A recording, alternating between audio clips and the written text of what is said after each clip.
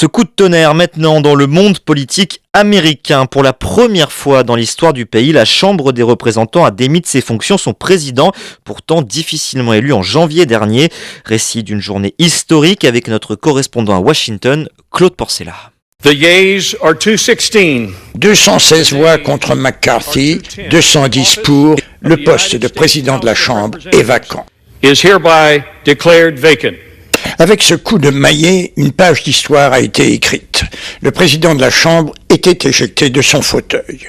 C'était la vengeance de l'ultra-droite qui ne lui a pas pardonné de s'être tourné vers les démocrates pour faire adopter samedi une loi qui a pourtant permis d'éviter un shutdown qui aurait compliqué la vie des Américains et coûté des millions de dollars à l'économie du pays.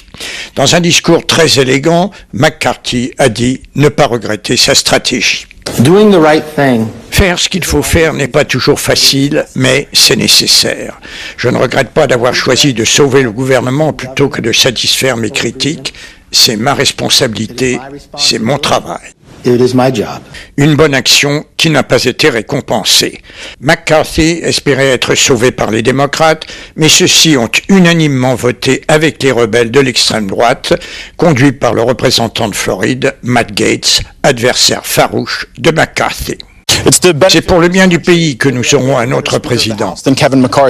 Un président intérimaire a été nommé, Patrick McHenry, un allié de McCarthy, en attendant l'élection d'un nouveau leader, ce qui ne sera pas facile vu les divisions entre les républicains eux-mêmes.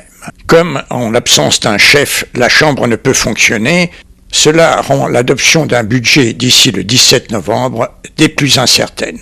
À Washington, Claude Porcella pour Média.